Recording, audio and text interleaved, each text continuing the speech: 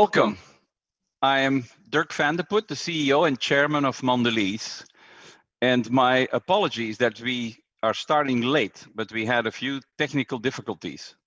Although I assume that after yesterday's presidential debate here in the US, nothing we do today can be worse than that. We are a global snacking leader with brands like Oreo, Cadbury, Trident, and many local brands around the world. And I am from Belgium, and my favorite brand, of course, is Côte d'Or chocolate. I would like to welcome the 80,000 makers and bakers from Mondelez, as well as all those from outside the company that are connecting. Our purpose at Mondelez, i.e. the answer to the question why, is to empower people to snack right.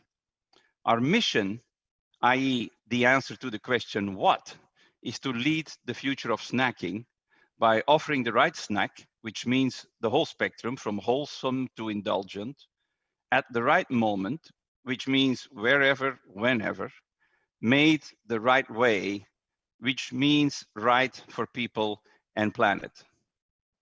Our values, or the answer to the question how, are by growing every day, by doing the right thing, and by showing our love for our consumers and our brands.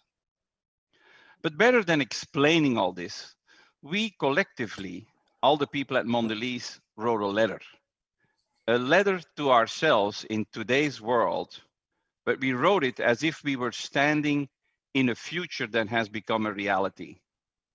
We captured this letter in a video that explains best what we are creating. So here is our letter from the future.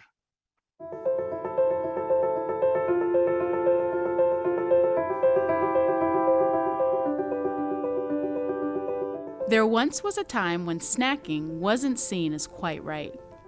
People worried about making the right eating choices during their increasingly busy days. When having a bite in between or in place of a meal, they wanted delicious snacks they could feel good about. They felt like they had to choose between snacking and eating right. You work for the company that reimagined snacking for the entire world.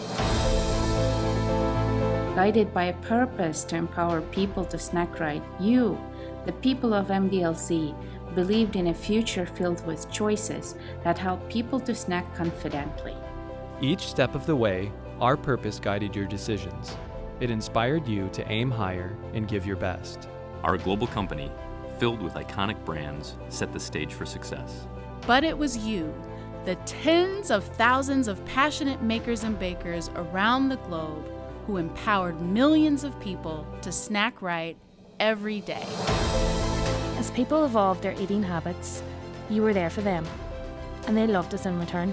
Our profits came with pride, and our culture was contagious. The small bites you helped create had big meaning, connecting, treating, and nourishing lives in communities and cultures all around the world. From indulgent treats to mindful morsels, and from family time to me time, you helped these moments matter more. And you did it with care for people and our environment while living our values every day. You put a smile on the face of a busy mom as she offered nutritious after-school bite to her child. You helped a health-conscious student enjoy a guilt-free late-night snack. You inspired a family to make memories over their favorite treat.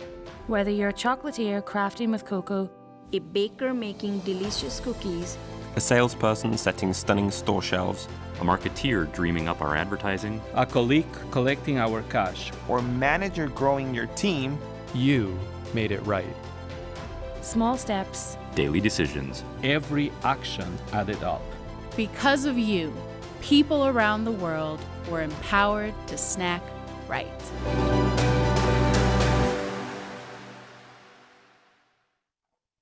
Today, we are living in different times. With COVID, we have entered into a reality that I personally would never have expected. This new reality has affected our personal lives as well as our professional lives in a major way. And while as companies, we may have many urgent and extremely important priorities, now more than ever, we must do what's right. Our consumers, investors, NGOs, and other stakeholders are asking us respect for planet and people, as well as transparency on how we do business.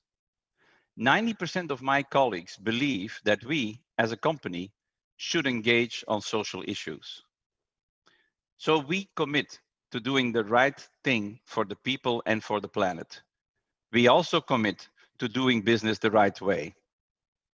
And we express that commitment in many different ways. For instance, through sustainable raw material sourcing, or by reducing our greenhouse gases and plastics in our packaging, or by increasing the number of products with 200 calories or less, or by making sure human rights are respected in our total supply chain, including our suppliers and our clients. So as a company, we believe we have a financial mission as well as a social mission. That social mission is captured in our ESG agenda. It helps us to fulfill our purpose. Today's session is all about one part of that ESG agenda, which we call sustainable snacking. But before launching our conversation and discussion, I want to remind you that tomorrow is our annual Purpose Day. And although we live our purpose every day, tomorrow, October 1st, is the day we were founded 8 years ago. We use that day as an intentional moment to activate in unison around the world. Tomorrow's Purpose Day is focused on environmental sustainability, and the theme is getting our hands green for the planet. At least 25,000 colleagues will join in many different activities.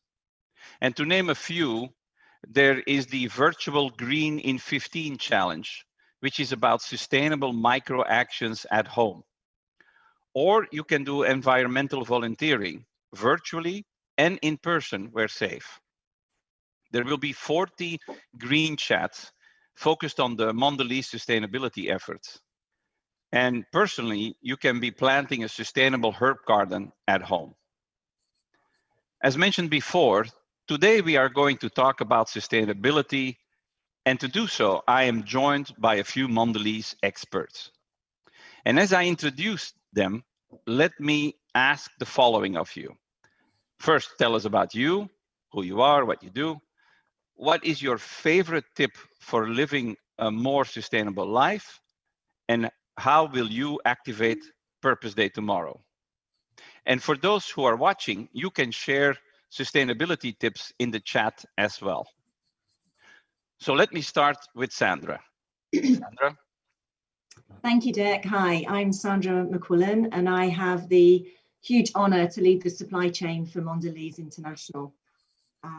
So my favorite tip for sustainable living, well, I'm actually a vegetarian, and so I don't eat anything with a face, actually, any animals at all. So my favorite tip would be to be vegetarian, eat less meat, eat less fish, eat no animals at all, and help the planet that way. And how am I activating Purpose Day? Well, I'm not sure if you can see behind me, but I have planted the seeds that we have received as part of being Mondelez in North America. And I am looking after them, nurturing them to hope to see some shoots of growth. So that's what I'm doing for Purpose Day.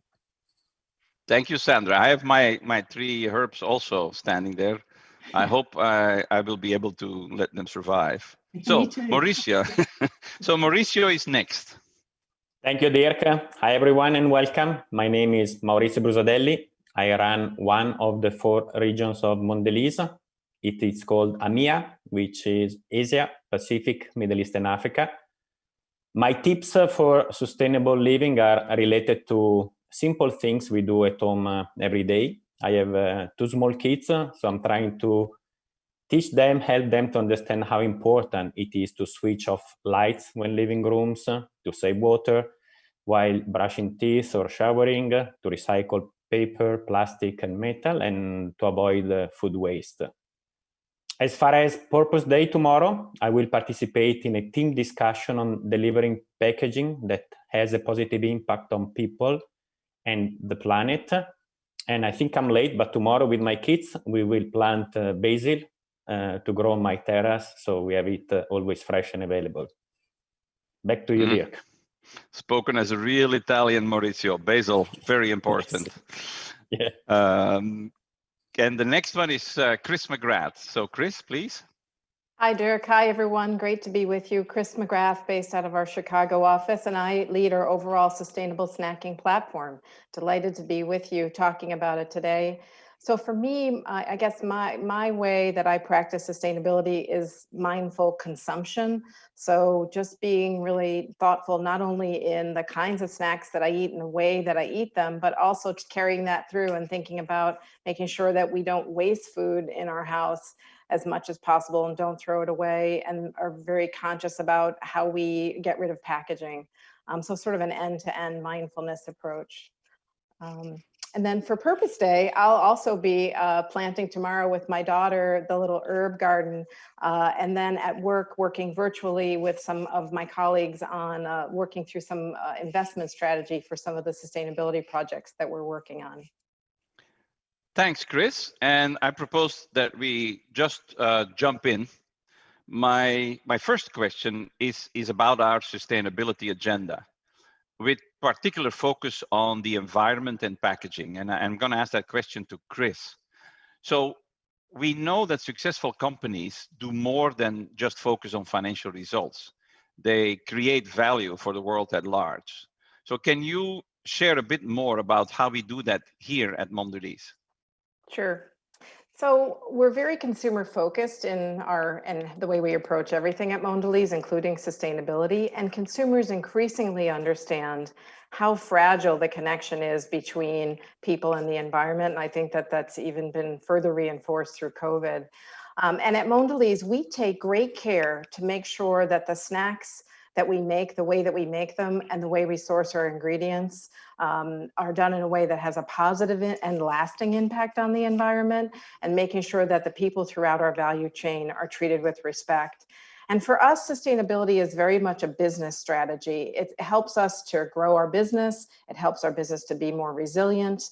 And we are very focused in the way we do it in terms of where we can have the biggest positive impact. And so we have 4 priorities within our strategy. The first is on building a sustainable and resilient supply of our key raw materials. That's really important for us in terms of looking at our environmental footprint. We also then reduce our environmental impact by using less energy, water, and waste within our own operations. We make sure that packaging is an increasing focus for us. We're working to make sure that all of it's recyclable, and we're tackling the plastic pollution challenge. And respecting the rights of all people across our business is our 4th pillar. And I'm really excited with the progress that we're making, and grateful to all of the colleagues around the world at Mondelez who helped make this happen. We are on track to either achieve or exceed all of our 2020 environmental goals, which we published in our Snacking Made Right report earlier in the year. And we're moving on now with new goals to 2025. Good, thanks, Chris. And we should be proud of achieving our 2020 goals before the time or the moment that we said we would so, and that we have new aggressive goals for 2025. As you mentioned, nobody can do this alone. Collaboration is absolutely critical. And obviously, we as a company, we are committed to do our part. So in the next question, I would like to jump over to our resilient supply chain. And that's, of course, a question for Sandra. So could you share, Sandra, our progress as it relates to environmental sustainability in our supply chain? Absolutely, Dirk, and you know that I'm very passionate about this topic, as are the 45,000 Mondelezers in supply chain who are driving this every single day. And just before I go there, recognizing the environment that we're operating in today, I just wanted to say a massive thank you to every single one of our frontline workers who have been putting so much effort into keeping us going in the last 6 or 8 months. And just to say thank you for that, and still maintaining this focus on sustainability at the same pace. So for us in supply chain, we have a vision and a mission that says that we want to do it right from shelf to field. And sustainability is a non-negotiable within that in Mondelez. We have hundreds of projects across our supply chain focusing on this. And as Dirk said, we can't do it alone. Working outside our focus and core of Mondelez, we also work very closely with our suppliers, which is the field, through to our customers, which is the shelf. And the focus, we have two sets of focus. We obviously have focus within the regions, and we also globally have a focus in terms of making sure that we can use the power of scale to do it right and do good. And Chris already mentioned, I think, around Cocoa Life, where we're focusing on tackling systemic root issues with NGOs and suppliers around what we can do with supply of cocoa moving forward. Great progress there already, and really proud of what we've been able to do in that space at the global level. And then very quickly moving around our world in terms of what we've been focusing on. If I go to Latin America first, then we have Mexico with a great example of the first BU in our history to actually be using 100% green energy. It's amazing. And actually that renewable electricity is for the manufacturing footprint in that country. So a massive win that we've had there in terms of focusing on that. In North America, year to date, we've reduced waste by 23%, which is massive in terms of this relentless focus on making sure we have a war on waste of all kinds. And that's delivered about $100 million in savings for us, as well as doing good for the planet. Then we go to Europe, and for all those techies out there, we have actually put in place 1,000 photovoltaic panels, which were installed in Granville in France, which actually powers 10% of that total factory's energy needs. Again, is a massive step forward for us in an area and a geography that's very focused on sustainability as well. And then finally, going to a place that I know Maurizio loves, in EMEA, we've very recently signed a green energy agreement to replace 100% of the energy that we use in Ringwood and Scoresby plants in Australia, which will reduce our CO2 emissions, again, a very important part of what we focus on, in the Australian BU by 37,000 metric tons, which is a huge effort there. We're not just focusing on the kind of renewable energy piece, we're also looking at water and moving beyond our plants, working with our suppliers to address it right at the field and at the farm level in terms of water usage, particularly in stressed areas. And as I already mentioned, we're putting waste into a bucket that just means war on it all, be it through energy, plastics, packaging, just how we operate as a company. And it's now a best practice in North America, which has done a phenomenal job of actually educating us in totality on what we can do there. Personally, I'm incredibly proud of what the team have done here and also of the progress that we've made, which Chris alluded to earlier. So thank you to every single one of us who've been involved in that. Thanks, Sandra. That is some really, really great stuff. Switching subject, ensuring that sustainability comes to life at the brand, consumer, and business unit level is also key for us, of course. So next for Maurizio, can you share some examples from Asia, Middle East, and Africa on how you're doing that? Yeah. Also in our countries, consumers expect more and more from brands. They like brands that take a stand on subjects like ingredient sourcing, good agriculture practices, and that are kind to the environment. So companies that take care about the environment are obviously very positively regarded by consumers and investors. In EMEA, we are very active as well with our colleagues. They are very passionate, and I think we are achieving great results, and I will touch some of those. Cocoa Life is active in Indonesia since 2013, and we are supporting 43,000 farmers there. And in India, our sustainability cocoa sourcing support 100,000 farmers in the 4 southern states of the country. And we are doing this for over 50 years. In Australia, New Zealand, Malaysia, and South Africa, we support Cocoa Life with a logo on the front of Cadbury Dairy Milk packs. And as a result of all of this and the effort across the regions, at the end of 2019, 63% of Mondelez cocoa is sourced through Cocoa Life. And we are on track to source 100% cocoa by 2025 through Cocoa Life. In EMEA, Sandra gave just an example, but we work very hard as well on carbon and energy, water, total waste. And since 2013, we are consistently exceeding our targets. Let me just touch water. In 5 years, from 13 to 18, we counted that we saved the equivalent of 577 Olympic-sized pools, or a compounded average reduction of 8% per year. Last but not least, in New Zealand, we are trailing a sustainable paper wrapper on Cadbury energy tablets. So we go around and we want to please our consumers, and we will continue to work hard. Back to you, Dirk. Thanks, Mauricio. Cocoa Life, water, sustainable packaging, great examples from your region. And as you probably have heard, we are in this for the long run. So I want to go back to Chris. And can you share a few of the new things that we have in the pipeline? Sure. We are working on ways to figure out how to invest for the long term and evolving our approach to impact investing.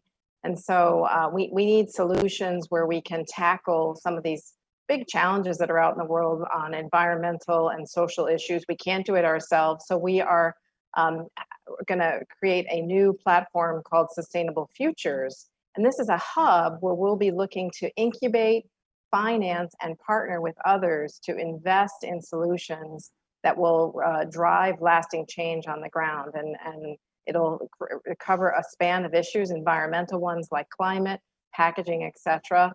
And like everything that we do at Mondelez, we're very focused on the impact that we have on the ground. And we think that these investments will do that, as well as by working with entrepreneurs who've got new, innovative solutions. We'll be able to have something that does get to that lasting impact, and we'll be able to get greater scale by partnering with others and co-funding. So we're really excited, and there'll be a lot more to come on this platform. So please stay tuned. Thanks, Chris. That is great, and I'm really excited about these new approaches that we're taking as it relates to impact investing and our sustainable futures. I think that's a real step change for us. So thank you all three for shedding some light on our sustainability agenda at Mondelez. And now we are going to the best part, Q&A. So we want to hear from you, the people that are watching. So you can type questions in the chat, and we will try to get to as many as we possibly can. To keep us organized, we have Russ Dyer, our head of global communication and government affairs, who will guide us through the different questions. So over to you, Russ. Thanks, Dirk. It's been a wave of emojis and check-ins from all around the world, which has been fun to see. Our first question comes on a very hot topic for all of our markets, and that is plastics and recycling. What are the challenges for us specifically, and what will it take for us to really get to that vision of a circular economy? Maybe Chris, if you could take this one. Sure, I'll start. So plastics is something that we're working hard on. As we talked about, overall, our focus in packaging is to get to be 100% recyclable with all our materials, including plastics. And I'm excited we're at 93% today, and we're working on that last mile. And part of that is tackling plastics with innovative. You heard Maurizio mention some of the new things that we're trying in terms of materials. In MEU, or in our European region, we have a new recycled plastic that's going into our Philadelphia tubs next year. So we're continuing to work on innovative solutions. But plastic does serve a really important purpose, and we've seen in the consumer research that we're doing with COVID that consumers really see the value in plastics and keeping food safe. And for us, it's part of the balance, right? In that we want to make sure that we keep products safe and good shelf life over time, because food waste actually has a bigger environmental impact if our food doesn't last.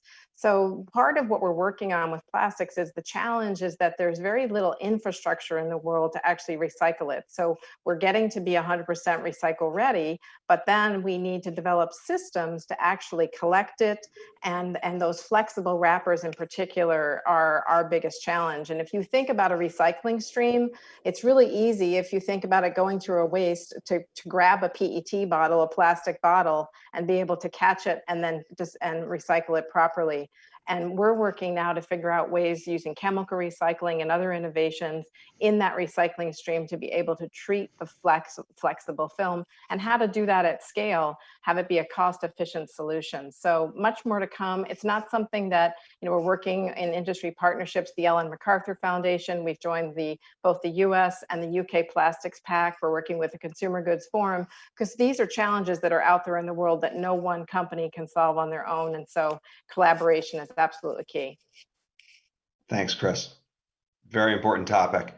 A number of questions have come in on the topic of waste reduction. We talked about our goals for 2025, and it really is a multifaceted topic in terms of energy, water, and waste. Maybe Sandra, if you could talk a little bit about in our supply chain, what are we doing to reduce waste as a global organization? Absolutely, Russ, and thanks for the question. It really is a strong focus, as you'll have heard from some of the answers and ideas that I shared a minute ago. We absolutely take climate change very seriously because of the impact it has on our people and our planet. And actually looking at reducing our footprint is imperative for our sustainable growth so that we can be here for the duration to serve our consumers and our customers. So we're working very hard to ensure our packaging doesn't end up in landfills and oceans, to make sure, Chris already alluded to some of the things that we're working on there, to make sure that we're doing the right thing in that area. You'll have heard already with a couple of examples that I gave in Australia that we're reducing our CO2 emissions in manufacturing by 15%. That was 15% at the end of 2021. And Chris also mentioned at the start that we're ahead of the targets that we've set ourselves in this space. So our physical assets are doing what they need to do for us in the area of the non-negotiable of sustainability. We've set the science-based CO2 targets consistent with the reductions required to keep global warming below that magic 2%, that focus that we all have, which is a hugely important focus for us and something that we're very committed to. And for us, this will actually result in a 10% end-to-end emissions reduction by 2025, which is not that far away, actually. So we are fully focused on full steam ahead on making that happen. And at the same time, as you heard with Cocoa Life, we also have Harmony Wheat as a program. We're focusing on our raw materials to make sure that we're doing the right thing in that space too. So those are just some of the kind of examples in terms of what we're doing. I talked about war on waste. We take waste in its full form of anything that doesn't get used in the appropriate way, that we are not doing it right by. How can we reduce, eliminate, recycle, whatever we need to do in that space? So fully focused on all elements there. Thanks, Sandra. Huge opportunity and something we're very proud of in making that progress. We've had a few questions come in related to COVID. This has obviously been a year where everything across our business has been re-examined. And the question is, how has COVID impacted our ESG agenda and our dedication to some of this work? Maybe Dirk, if you could take that one and talk a little bit about how we think about our short and long-term targets in this space through the lens of managing a global pandemic. Sure, Russ, will be a pleasure. The short answer to that is nothing has changed. If anything, we are more committed to our ESG agenda, because I do think that successful companies have to do more than just focus on their financial outcomes, even when they are in a crisis situation like we currently are living. Our management team and our board recognize that these issues are important to our employees, to our consumers, to our customers, to our investors, to some of the other stakeholders we have. And it's also important for our long-term growth. So we don't think that anything is going to change, and it hasn't so far. So we will keep the course and probably focus even more. We do believe that the resilience of our business and our supply chain is more important than ever, especially in these days. We're doing well in the middle of the COVID crisis, but we want to come out of this even stronger and faster than before.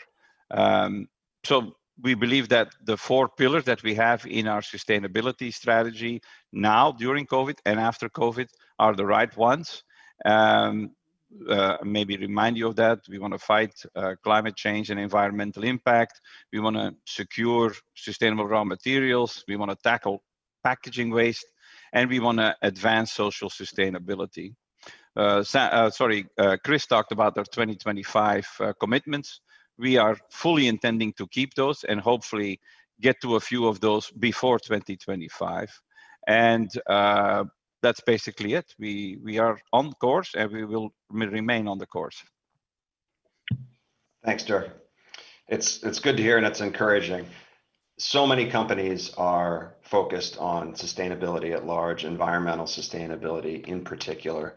Muhammad asked the question, how is our approach different from other companies? So Chris, maybe you take this one. You know, when we look at our strategy, and in particular in the environmental space, what are we focused on that makes us unique? Yeah, that's a great question. I think a couple of things. I think the focus, we've understood, we've used data to inform our strategy since the very beginning at the start of the company, and not just our environmental data, but consumer data, talking out with investors. We do a lot of that, talking with understanding what regulators, governments are thinking. So informed by data, very focused on the areas where we can make the biggest difference. And I think the other thing that's distinctive is we focus on impact on the ground, and we measure that impact. Last year, we published for Cocoa Life. We're the first company to publish an impact report. So it's measuring not just the interventions and what we do in Cocoa Life, but it's actually, how is it actually driving measurable change out in the world. And I think the other area where we've been very distinctive is just having an innovative approach. And not being afraid to try new things. When we launched Cocoa Life, we basically, the way that it started was just, we saw some of the challenges on the ground and we were trying to figure out ways to solve them. And we were working in partnership with our suppliers and basically said, well, if certification at the time was not addressing all the challenges, maybe we could do it better and do it differently, and just having a very humble and earnest approach to it and trying new things. But because we're focused on impact and we're measuring results, we can then tailor the interventions over time. It's a lot more efficient. We're able to get a lot more done with the budgets that we have and make much more of an impact. So I think it's a pretty distinctive approach. And I think the last thing I would say is then bringing that to the industry, because no one company is going to be able to solve some of these massive challenges ourselves. So we're really helping to, I think, lead and drive transformation on some critical areas in partnership with other companies. Thanks, Chris. We've had a few folks ask about the role of technology. It's something that we're looking at across every element of our business, but how is technology helping us close some of the gaps when it comes to sustainability and in our supply chain? How does technology help advance this strategy, and what are we doing, particularly in areas like palm oil that have been difficult in the areas of deforestation, et cetera? Over to me, Russ, on that one. Yeah, why don't you take that, Chris? Sure. So we were early on, we started using satellite technology to be able to monitor what was going on in our supply chains, particularly in cocoa and in palm oil. And so on cocoa, if you go to cocolife.org, please check out our site. From the very beginning, we started mapping all of our farms and being very transparent with consumers about where we were sourcing from and who are the farmers that we're actually working with, so we could see, so we could make sure and monitor that that the farmers weren't getting close to protected forest areas. On palm oil, we just announced a couple of weeks ago, we're really excited about sort of our latest step forward of using the technology to be traceable. 80% by Q1 of this year of the palm oil that we are sourcing will be traceable to the mills, and we'll be monitoring that with satellite technology and know that it's not coming from deforested sources. We're working with our suppliers quickly to get that to 100%. So I think those are just some good examples, and we're looking, like I said, in the areas of packaging, of looking at different technologies to get to material solutions as well as recycling solutions for some of the films and other packages. So technology is really important across a number of different areas. Great, thanks, Chris. We had a question, maybe one for you, Dirk, as you think about KPIs for the business and the company overall, there was a question on the metrics we use. How do we measure and how do we report our success in this space? Yes. First of all, before getting into the metrics that we use, transparency is key. I think we want to announce what we and show the progress that we're making, and so we make sure that this is certainly the case internally, but also externally. We have a number of KPIs that we use, and I'm sure that Chris and Sandra might add a few.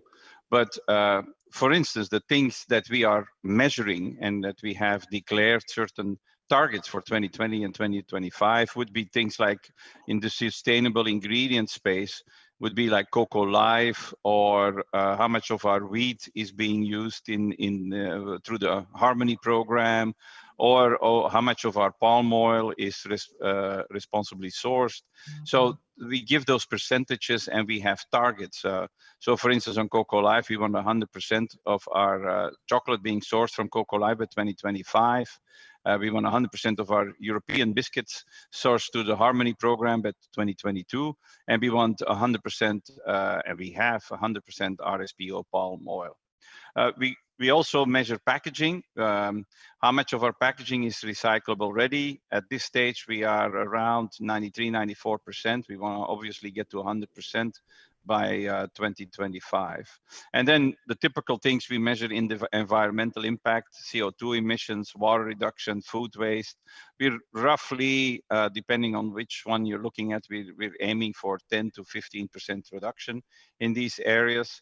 We do measure social sustainability, human rights with our suppliers, and also child labor in our supply chain. And obviously we don't measure that. We try to make sure that it doesn't exist.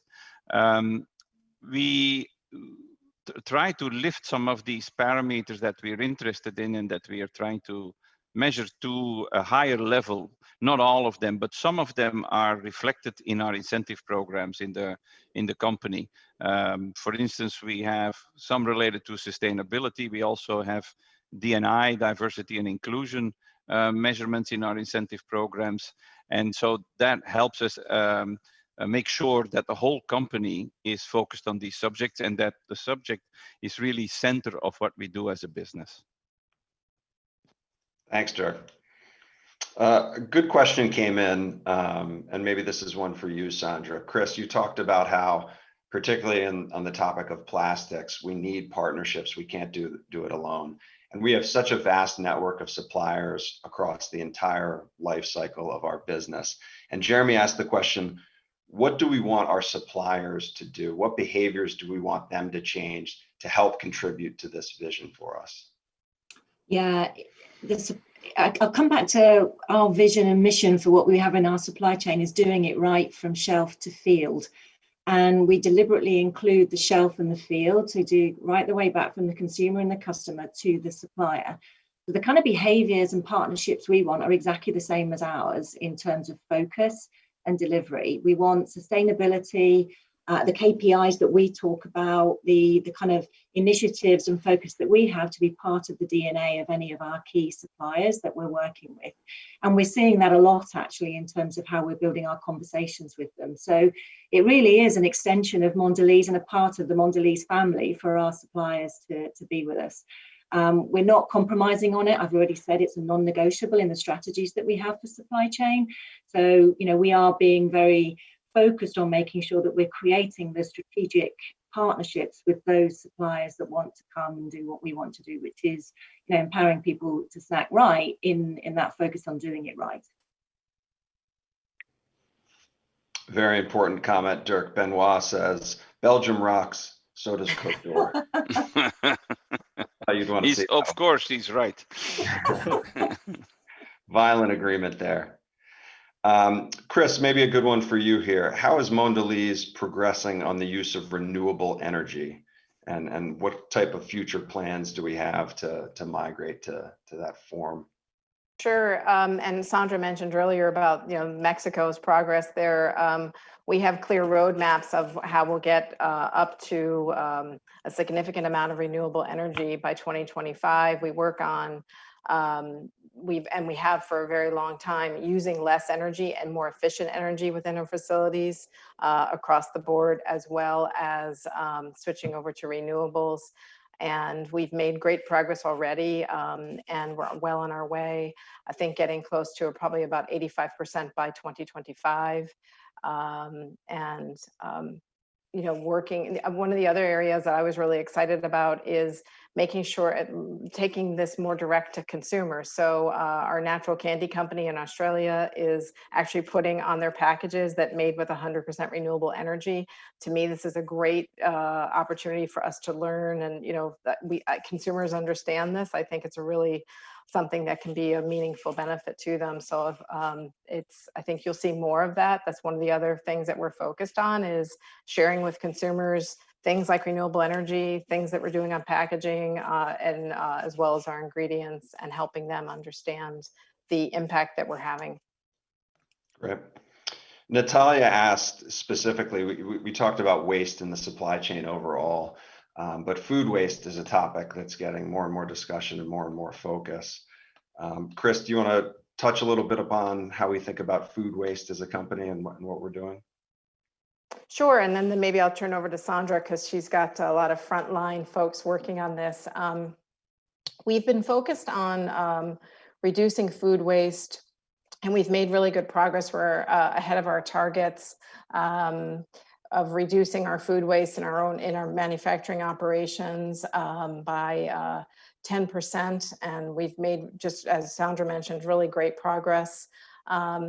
And with the war on waste in North America, and just looking at what's going on in our own manufacturing lines, what's going on in our distribution centers in terms of maybe just as we could be tighter and more focused in terms of getting from point A to point B, and not having products maybe get damaged with some of the shipping, et cetera, is another big area for us, making sure that we're really tight on our ordering, and making to order, and looking for ways to tighten up that cycle. Sandra, I don't know if there's anything you want to add there.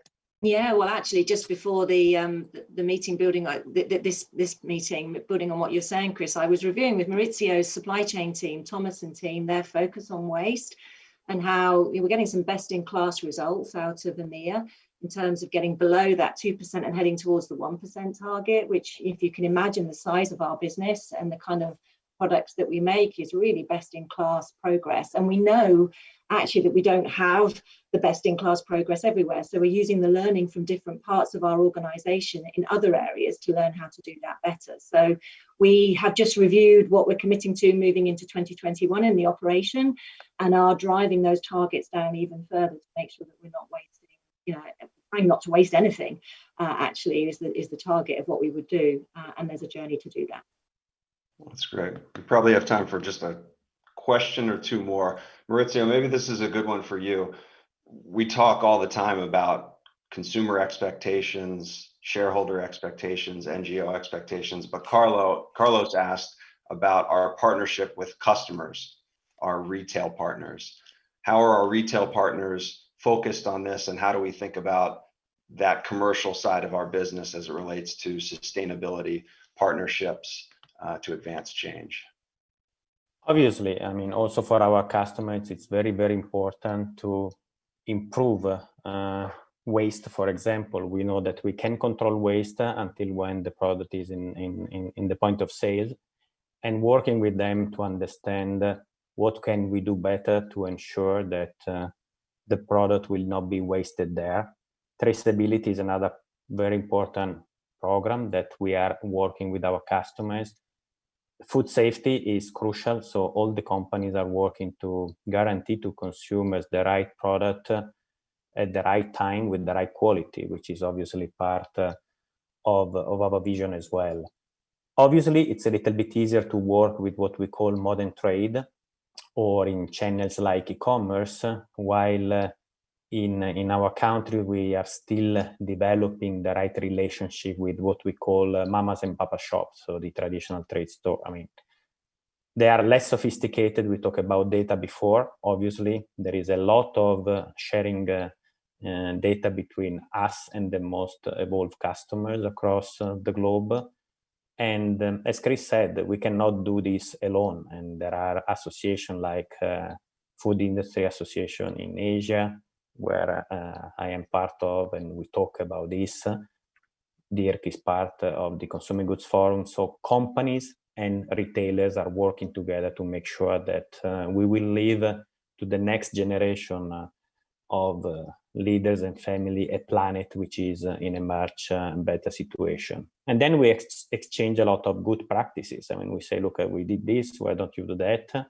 Not only across customers and producers, but also across the different countries. So we will continue to build this relationship, and we count on our customers to make sure that we leave the planet in a better way, and that we are all with green hands at the end of every day, not only tomorrow.